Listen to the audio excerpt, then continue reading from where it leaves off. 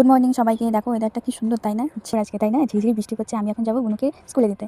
দেখো আমি রেডি হয়ে বেরো হয়ে পড়লাম ছাতা নিয়ে। আমার এই কিছু কিছু ছোটো ছোটো গাছ আছে এখানে, ফুল ফুল সেরকম নেই, শুধু সৌন্দর্য গাছের পাতার। দেখো এখন যাবো, বুনুও চলে এসেছে, বুনুকে নিয়ে যাবো স্কুলে। আমাদের উঠোনগুলো না এখন খুব স্লিপ কাটে, এত বৃষ্টি হয়েছিল, এই শ্যাওলা পড়ে গেছে। দেখো আজকের ওয়েদারটা, বিশ্বের রাস্তাগুলো দেখো। আমাদের পাড়ার মন্দির এটা, এখানে প্যান্ডেল হচ্ছে দুর্গাপুজোর জন্য। দেখো বাস ফেলছে এখানে। দেখো ওয়েদারটা, পুকুরের পাশের ওয়েদার কি সুন্দর। আমি যখন আসলাম তখন এত হাওয়া ছাড়ছিল, মনে হচ্ছিল ওখানেই সারাদিন বসে থাকি। দেখতে পাচ্ছ? দেখো বুনু আমাকে বলছে, বদিদি ওখানে গাছ ছিল, গাছ কেন ওখানে? ওগুলো তো গাছ না, ওগুলো হচ্ছে পানা, পুকুরের জলের উপরে থাকে। তারপরে কথা বলতে বলতে আমি আর বুনু হাঁটছি। ও তো আমার আগেই মানে দৌড়াচ্ছে, এত জোরে হাঁটে এত জোরে হাঁটে, ওর সাথে আমি হাঁটতে পারি না। আর এত কথা বলে, মানে কথা বলতে বলতে আমার মাথার শেষ করে দেয়, কানের পোকা নাড়ায় না, এরকম মানে কথা বলে ও। তারপর যাই হোক, এই বৃষ্টির মধ্যে আমি আর বুনু হাঁটতে হাঁটতে যাচ্ছিলাম ওদের স্কুলে। ওর সাথে কথা বলতে বলতে যাচ্ছিলাম। আমার বেশ ভালোই লাগে, এত কটর কটর কটর কটর করে, আমার খুব ভালো লাগে বাচ্চাদের সাথে থাকতে।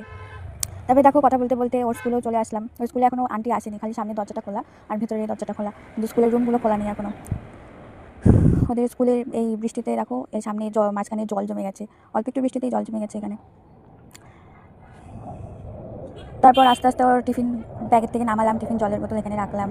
আর কিছুক্ষণ পর আন্টিও চলে এলো। আস্তে আস্তে একটা একটা করে রুম খুলছে। আর একটু পরে বুনুর ঘরের, মানে বুনুরা যেখানে ক্লাস করে যে রুমে, ওই ক্লাসরুমটা খুলবে। তারপর বুনুর ব্যাগ নিয়ে ওকে বসিয়ে দিলাম।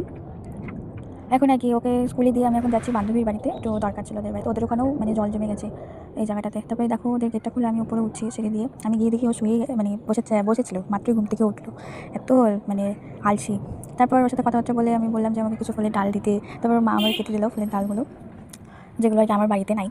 তারপর ফুলের ডাল নিয়ে আমি চলে যাচ্ছি বাড়িতে। তখন রাস্তায় কতগুলো কুকুরকে একটা দাদু খাইতে ছিল, তো সেইখানে দেখি কিছু দানা দানা দানা ছিল। আর এটা মশলাপট্টির কালিমার মন্দির, বড় কালিমা, ঠিক আছে। তারপর আমি হাঁটতে হাঁটতে বাড়িতে আসলাম।